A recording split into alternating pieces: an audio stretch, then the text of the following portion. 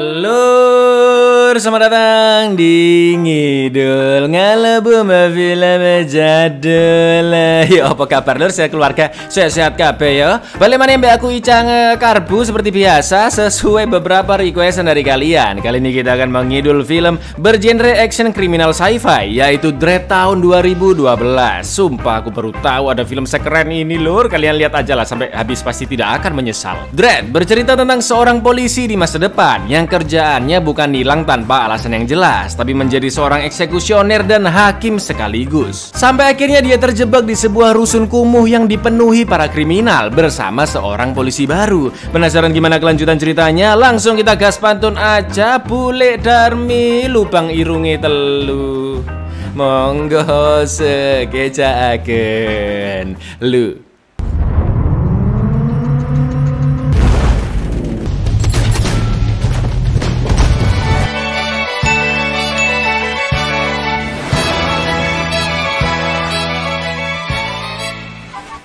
Di masa depan, Amerika Serikat telah menjadi negara yang rusak akibat radiasi nuklir. Namun dari Boston sampai Washington DC terbentang sebuah kota metropolitan super padat bernama Mega City One yang dihuni oleh 800 juta orang. Jelas ini semua mengakibatkan kesenjangan sosial yang begitu besar dan kriminalitas menjadi hal yang sangat lumrah di sana. Tercatat kurang lebih 17.000 kasus setiap harinya. Gak kebayang sekacau apa itu situasinya lur. Maka dari itu Mega City One memiliki para penegak hukum dari Hall of Justice yang selalu siap menindak para kriminal, mulai dari bertugas sebagai juri, eksekusioner, bahkan sebagai hakim. Dan inilah Dredd. Juries, executioners, Mega City One, judges. Seorang hakim terbaik di sana yaitu Judge Dredd menerima misi pengejaran 3 orang kriminal. Anggap aja Boim, Bimo, dan Bejo ya kan. Mereka terlibat dalam banyak kasus termasuk penggunaan narkoba. Dan terlihat mereka yang sedang asik nge-fly narkoba kretek cimeng bernama Slomo. Awalnya Dredd hanya akan menangkap mereka, tapi karena ketiga orang itu menabrak orang tak bersalah, Dredd pun akan menjatuhkan hukuman terberatnya, yaitu eksekusi mati.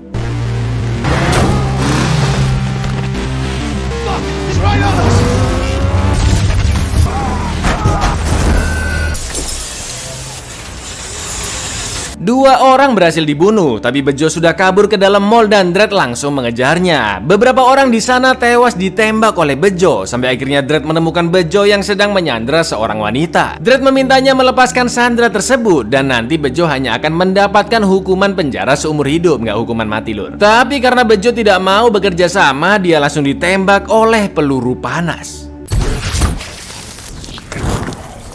Sesampainya di Hall of Justice, kepala hakim menunjukkan Dredd seorang hakim baru bernama Cassandra Anderson, di mana orang tuanya sudah meninggal sejak dia berumur 7 tahun karena terkena radiasi nuklir. Meskipun saat pelatihan nilainya di bawah rata-rata, tapi dia bisa masuk ke Akademi Hakim karena memiliki kekuatan cenayang. Kekuatan itu didapatkan dari paparan radiasi dan merubah Cassandra menjadi seorang mutan. Cassandra bisa mengetahui berapa jumlah orang yang sedang mengobservasinya dan bagaimana karakter Dredd. I can feel anger and control. Male. Another judge. How many people are observing you? 2. Karena nilai Cassandra masih tipis di bawah standar kelulusan, Dredd pun ditugaskan misi percobaan bersama Cassandra untuk menambah nilainya, sekaligus menjadi pengawasnya untuk melihat apakah Cassandra layak menjadi seorang hakim. Anak baru collab sama player top global. You ready, rookie? I am. Di sebuah rusun bernama Peachtree, terdapat sebuah kepala geng bernama Madeline Madrigal alias Mama. Dialah pemilik pabrik pembuatan narkoba Slomo, jenis narkoba yang bisa membuat otak penggunanya merasa seolah waktu berjalan 1% dari kecepatan normal. Terlihat Mama yang memerintahkan anggota-anggotanya untuk menguliti dan melemparkan 3 orang dari atas balkon karena telah menjual narkoba jenis lain di area kekuasaannya. Sangat sadis ya.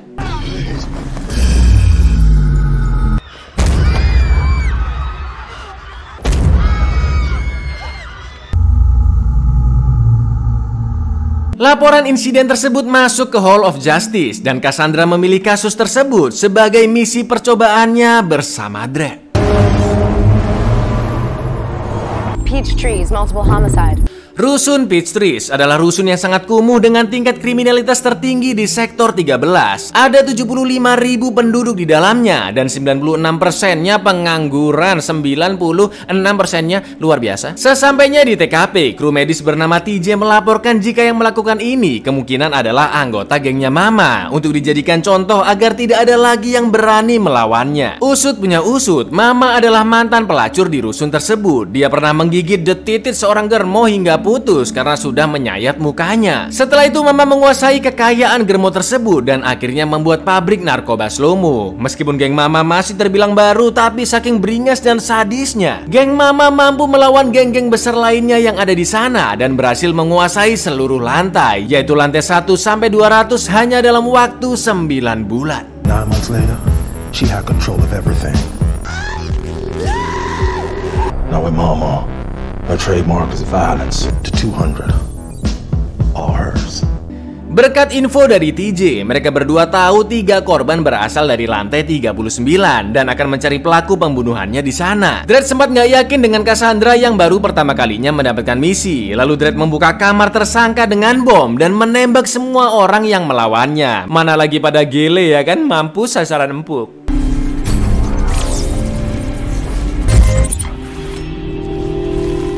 Empat orang ditembak mati oleh Dredd, sedangkan 8 orang lainnya akan dimasukkan ke penjara Ice Cube selama 2 tahun karena telah terbukti memakai narkoba slow-mo. Sampai akhirnya Cassandra menemukan pelaku pembunuhannya, yaitu salah satu pentolan geng Mama bernama Kay. Cassandra bisa mengetahuinya dari tato di leher dan skill cenayangnya. Sir, it's him. The man who murdered the people in the atrium. Sir, this one's a gang member. Take him in. See how he holds up after a few hours of interrogation. Di lantai teratas, kru hacker Mama yang sebut saja namanya Jamet berhasil mengetahui adanya Dredd dan Cassandra yang telah menangkap Kay. Kalau Kay berhasil dibawa ke tempat interogasi dan disiksa, dia pasti membocorkan rahasia pabrik slow-mo yang ada di sana. Maka dari itu, Mama mengutus anggota-anggotanya untuk membajak ruang kontrol dan membuat informasi palsu ke Hall of Justice tentang uji sistem keamanan yang akan dilakukan di dalam Peachtree. Ketika sudah disetujui, Mama langsung memerintahkan anggota-anggotanya di ruang kendali untuk mengaktifkan mode perisai di seluruh bangunan agar Dredd dan Cassandra terjebak di dalam sana. Jadi yang namanya uji sistem keamanan hanyalah akal-akalannya Mama aja lur. Yang penting kedua hakim tersebut nggak bisa keluar ya kan. Semua geng yang ada di sana diperintahkan memburu mereka berdua dan siapapun yang ketahuan membantu Dredd dan Cassandra akan langsung dibantai sampai ke keturunan-keturunannya nanti. Sadis. Blast shield initiated.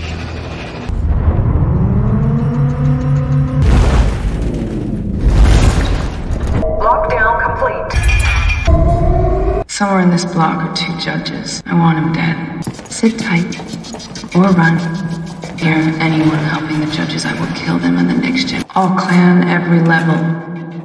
Bukan hanya nggak bisa keluar, tapi perisai juga menghalangi sinyal komunikasi mereka ke markas. Dredd pun berencana menuju ke puskesmasnya TJ di lantai 25 sebagai tempat berlindung. Tapi karena banyak anggota geng yang mulai menyerang di tangga, Dredd bertanya ke Cassandra apa yang harus mereka lakukan. Ingat dia masih dalam masa uji coba dan harus mengambil keputusan yang tepat. Cassandra pun menyarankan untuk melemparkan granat gas agar bisa membunuh mereka semua lebih mudah.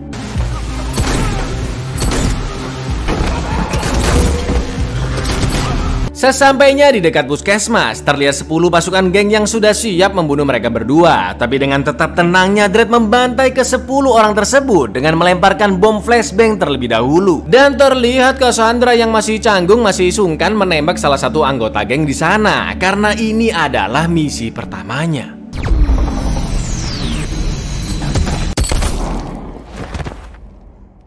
Saat di puskesmas, sayangnya TJ menolak untuk membantu karena dia lebih memilih netral, tidak membela siapa-siapa. Ngomong aja takut ente ya. Karena masih banyak musuh yang harus dihadapi, Dredd meminta Cassandra mengaktifkan mode peredam di senjatanya dan sebisa mungkin menghemat amunisi.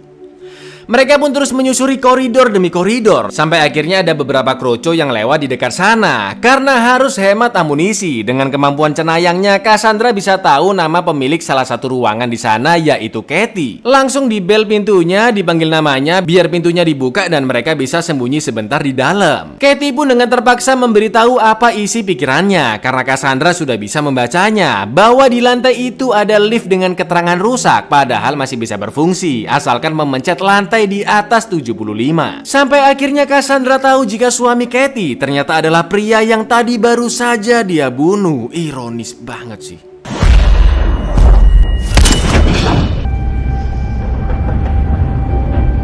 Di markasnya yaitu lantai 200, Jamet melaporkan ke Mama jika banyak pasukan yang tumbang di mana-mana dan kedua Judge masih belum terluka sedikit pun. Setelah Jamet menemukan Dredd dan Cassandra yang berada di lantai 76, Mama pun menyuruh Jamet untuk membatasi pergerakan mereka dengan jeruji besi. Karena sudah semakin terdesak, Dredd memerintahkan Cassandra menunggu di dekat lift sambil terus mengawasi Kay. Sedangkan Dredd akan mencari jalan keluar dari sana. Tapi setelah Dredd pergi, Kay yang tahu Cassandra adalah seorang cenayang sengaja mikir berhasil oleh dengannya untuk memancing emosi Cassandra dong. Plok. Tak lama kemudian terlihat beberapa penduduk yang sangat panik dan buru-buru masuk ke rumah masing-masing. Karena ternyata Mama and the Gang telah menyiapkan 3 senapan Gatling yang mengarah tepat ke arah Dredd. Wow, menggatling di dalam rusun. Fire!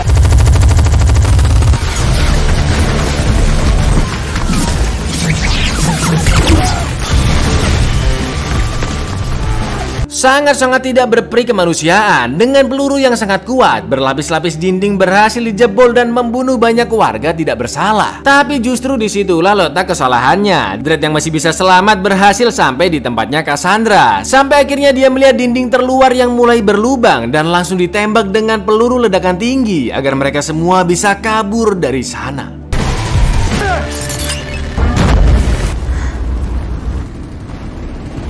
Meskipun mereka masih ada di lantai atas dan terdampar di sebuah balkon skatepark, tapi seenggaknya sinyal kembali aktif dan Dredd bisa minta bantuan ke markas pusat. Mau gak mau setelah itu Dredd kembali masuk ke dalam gedung dan membunuh kroco-kroco yang sedang mencarinya. Melihat Dredd yang masih selamat, Mama pun diam 1000 bahasa dan akhirnya sadar jika Judge Dredd adalah ancaman besar baginya.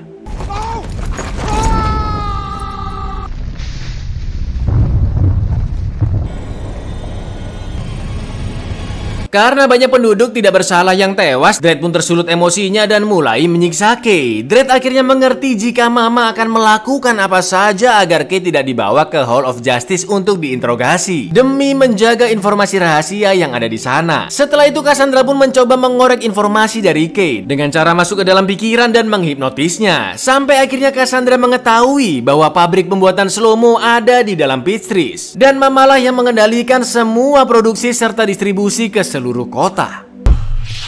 Welcome to the inside of your head.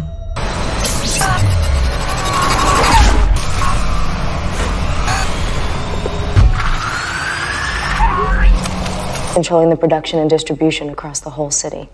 Peachtrees is the manufacturing base for all the slow-mo and make.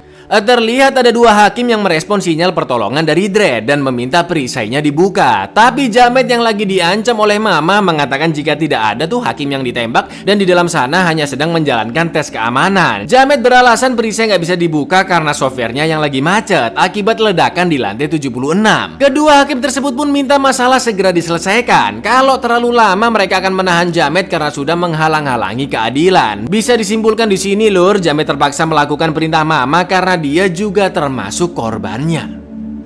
Di lain sisi, meskipun situasi sudah sangat genting, tapi karena Cassandra masih dalam misi uji coba, Dredd bertanya apa yang harus dilakukan selanjutnya. Bertahan, tetap waspada sampai bantuan datang pak, kata Cassandra. Tapi Dredd tidak setuju, dia lebih suka kalau mereka langsung menyerang Mama. Terus kenapa tadi ente tanya?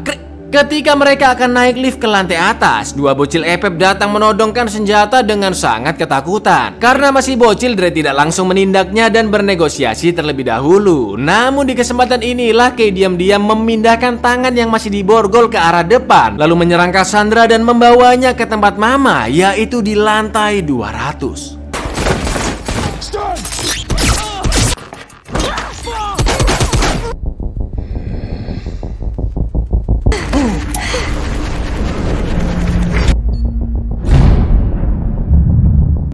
Sesampainya di lantai teratas, Cassandra disambut dengan sangat meriah oleh banyak anggota geng dan juga Mama. Tapi Mama menyalahkan Kay yang sudah membuat kekacauan tersebut, karena harusnya dari awal dia kabur atau paling enggak bundir, biar masalah nggak merembet semakin banyak. Mama pun memberikan perintah agar tidak ada seorang pun yang memperkaos Cassandra atau melakukan hal keji lainnya, kecuali langsung menembaknya mati, agar terkesan dia tewas karena kegagalan penggerebekan bukan karena penyiksaan. Tapi tiba-tiba terdengar suara Dredd yang memberikan ultimatum lewat toa kepada seluruh penduduk Peach Trees bahwa Mama adalah seorang kriminal yang harus dihukum mati karena sudah membunuh, membuat dan mengedarkan narkoba. Siapapun yang menghalangi Dredd, maka dia dianggap sebagai komplotannya Mama. This is Judge Dredd. To obstruct me in carrying out my duty will be treated as an accessory of the manufacture and distribution of the narcotic known guilty of murder. I am the law. Mama is a common criminal. And as for you, Mama, Judgment time. Karena Dredd menggunakan toa, Mama bisa langsung mengetahui lokasinya yang berada di lantai 190. Pasukan-pasukan pun dikerahkan untuk menyerang, tapi ternyata mereka semua sudah dikelabui. Main-main sama Cak Dredd.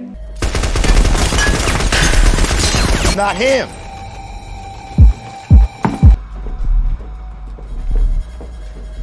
Incendiary.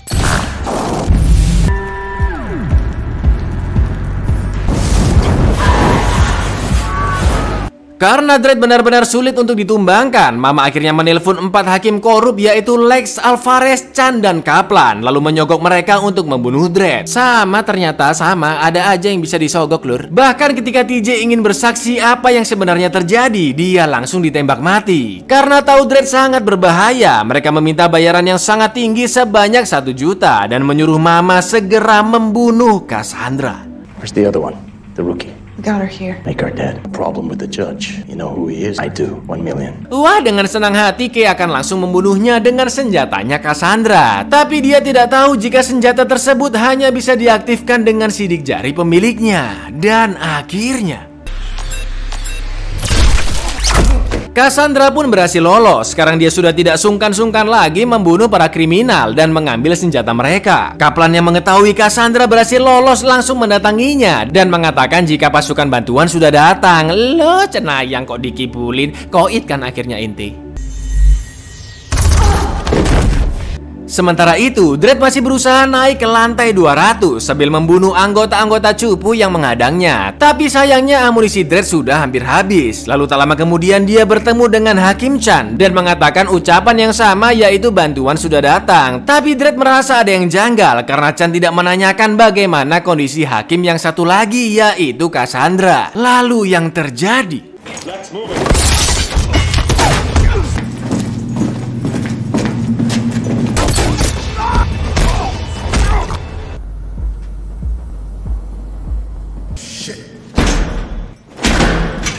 Setelah itu Dredd menemukan pabrik slow-mo dan menembak 2 preman yang berjaga. Semua karyawan di sana pun panik dan kabur. Lalu tak lama kemudian dia melihat Lex dan Alvarez yang masuk ke dalam lab. Sambil bersembunyi, Dredd bertanya, kalian dapat sogokan berapa? Berani-beraninya mengkhianati hukum. Tapi mereka tidak peduli dengan perkataan Dredd dan Alvarez terus mengejarnya sampai terdesak. Dengan tenangnya, Dredd menghitung jumlah peluru yang sudah dikeluarkan oleh Alvarez. Lalu di saat yang tepat membunuhnya dengan peluru ledakan tinggi. Mampus.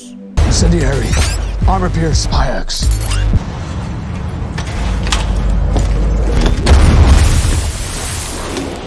Sekarang hanya tersisa Lex dan dia sadar amunisi Dredd sudah habis karena memakai peluru ledakan tinggi hanya untuk menembak 1 orang. Dredd pun semakin terpojok dan akhirnya dia tertembak. Tapi ketika Lex mendekatinya dan akan membunuh Dredd, tiba-tiba Armor piercing. Wait. Meskipun tertembak, Dredd tidak melemah sama sekali. Setelah menyembuhkan lukanya dengan obat Cina Tongfang masa depan dan juga benang jahit otomatis, Dredd langsung OTW menyerang markas Mama bersama Cassandra. Ready? Yeah. You look ready.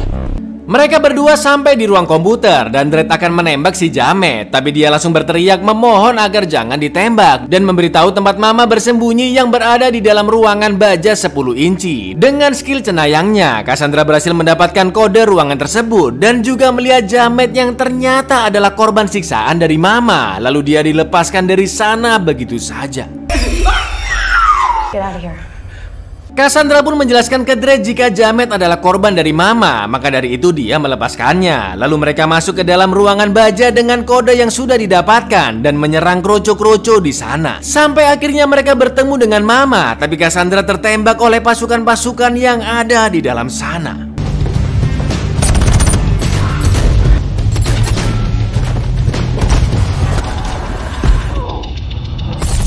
Alhamdulillahnya cuma nyerempet di pinggang ya kan. Mama mengatakan jika dia telah memakai suatu alat di tangannya yang terkoneksi ke detak jantungnya, di mana ketika nanti dia mati maka bom-bom yang sudah ditempel akan meledakkan 50 lantai teratas. Otomatis lur, lantai-lantai di bawahnya akan terkena dampaknya dan semua orang di Peach Trees akan tewas. Mendengar itu Dredd terdiam beberapa saat lalu menembak perut Mama di bagian yang tidak vital. What do you figure the range is on that thing? Dredd pun menyadari jika alat yang di tangan Mama sinyalnya tidak akan kuat menembus 200 lapisan beton gedung tersebut. Maka dari itu Mama dibiarkan sekarat dan dilemparkan ke bawah agar sinyal transmisinya tidak akan bisa terkoneksi. Tapi sebelum itu Dredd memberikannya slow-mo agar Mama bisa merasakan kematiannya secara perlahan-lahan.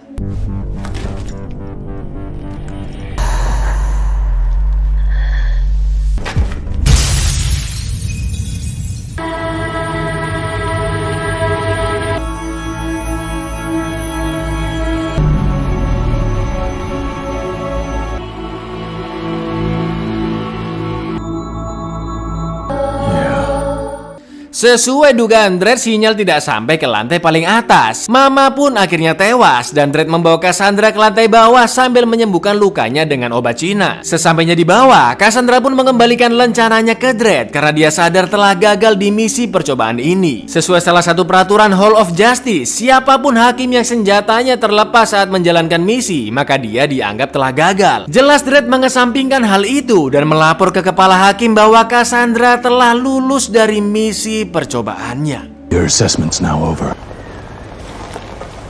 She a pass or fail? She's a pass. Only one thing fighting for order in the chaos. Judges.